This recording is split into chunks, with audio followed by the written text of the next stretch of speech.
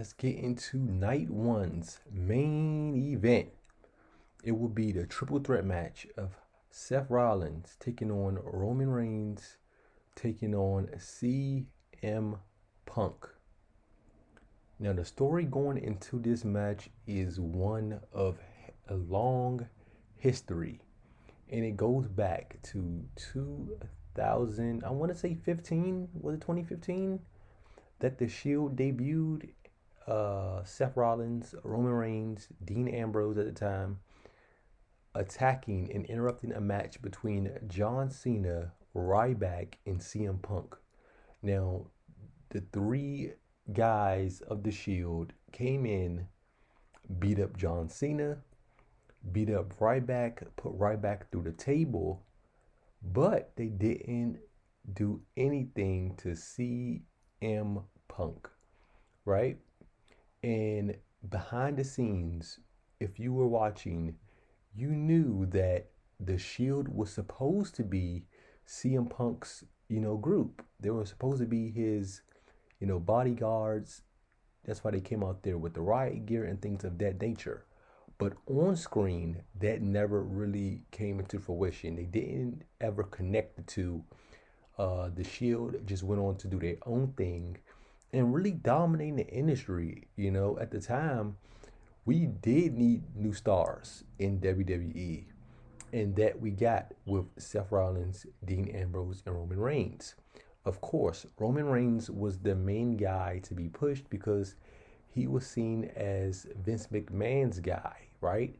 He was the heir to the throne of the Samoan dynasty.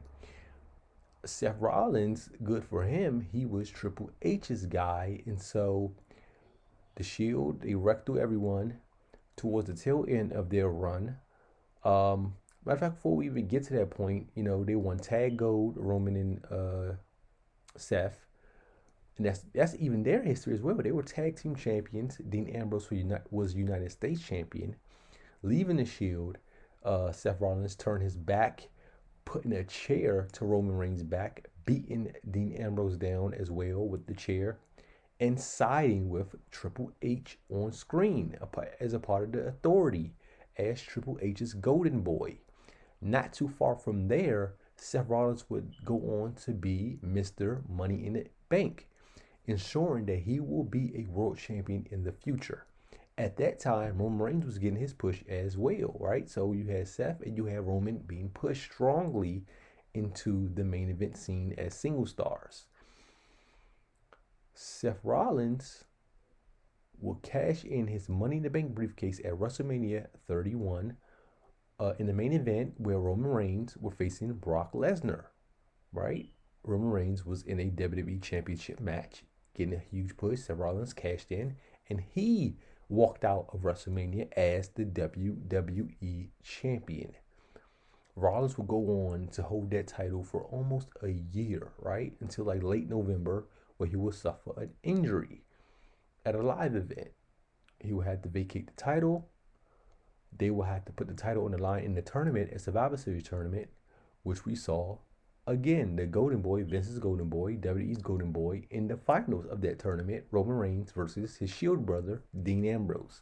Of course, Roman Reigns won that match and went on to become WWE Champion.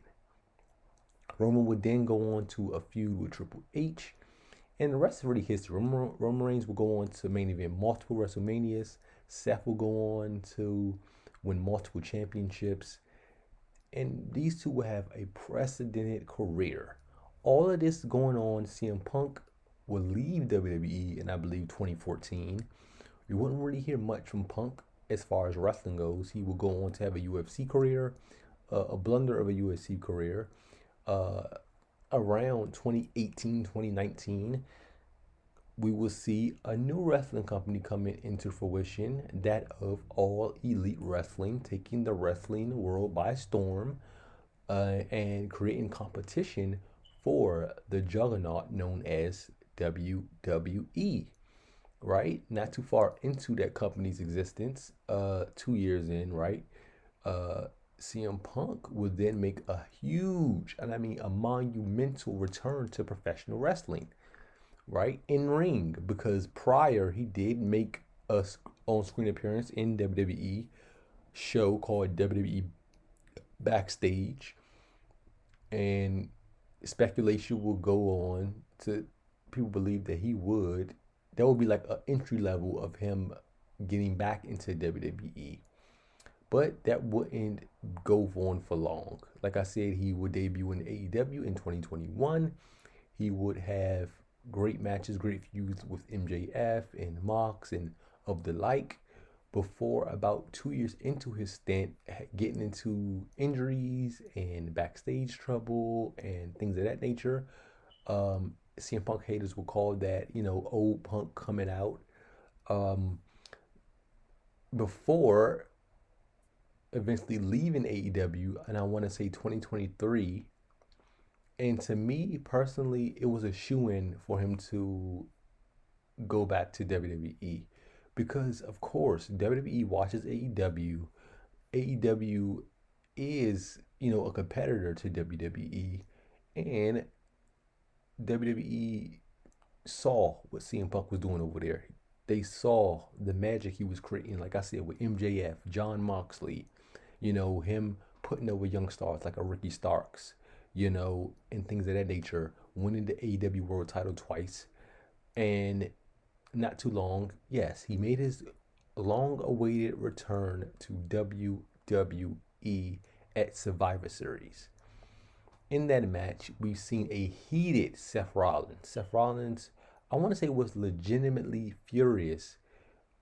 And let's get into that, right? Because the backstory of a Seth Rollins and CM Punk is CM Punk actually trained Seth Rollins, right? And was a huge mentor to Seth Rollins. So when CM Punk left WWE, I believe that created a rift between him and Seth Rollins, right? CM Punk and Roman Reigns, while CM Punk was in WWE, Roman Reigns was taking shots at CM Punk with the needle mover merch and saying that CM Punk wasn't a needle mover, saying he wasn't a draw. And that's like the backstory of all three of these guys. Like I said, these three guys are connected with the Shield. Seth and Roman is connected with the Shield. Seth betraying Roman. CM Punk and Roman Reigns kind of going back and forth as well. Now, the fourth element into this match is Paul Heyman. Paul Heyman, back in the day, actually saved CM Punk from getting fired. CM Punk, when he first came to WWE, was in OVW. He would then be looked to be fired, I believe. I think people backstage wanted CM Punk fired by Paul Heyman. They put it in Paul Heyman's hands. Instead, Paul Heyman took him under his wing. CM Punk would then go to WWE's ECW. And, Paul Heyman would take a liking to CM Punk because he saw that it was a lot of similarities between the two. Both was outspoken and both was very brash, right? We seen on screen Paul Heyman would manage CM Punk in his long WWE title reign, his 424-day title reign, right? Paul Heyman connection to Roman Reigns is when the pandemic happened, Roman Reigns was out. Roman Reigns coming back after the pandemic in like 2021, he wanted to do a character change, right? And he wanted Paul Heyman, who was once again at the verge of maybe getting fired, to be his counsel and to be his advocate, right? Roman Reigns will come back, heel. We will shortly see Paul Heyman accompany him on that heel run and will go on to create magic over the next 4 to 5 years. Now, my predictions for this match, right, in this Paul Heyman on the pole match, as we've seen over the last couple weeks, we've seen CM Punk teaming with Roman Reigns in the Bloodline because at War Games, after Roman Reigns came back and they needed a fifth member, they initially went to Seth Rollins. Seth Rollins said, no, I do not want to team with Roman Reigns because of the history they had. CM Punk agreed to team with them, but Paul Heyman would owe him a favor. CM Punk was doing more so Paul Heyman a favor than he felt like he was doing Roman Reigns a favor. So that was what was kept everybody hyped for over the next couple weeks, wondering what is going to be CM Punk favorite. What he's going to ask Paul Heyman to do. Is he going to ask Paul Heyman to turn on Roman Reigns? Is he, that sort of thing.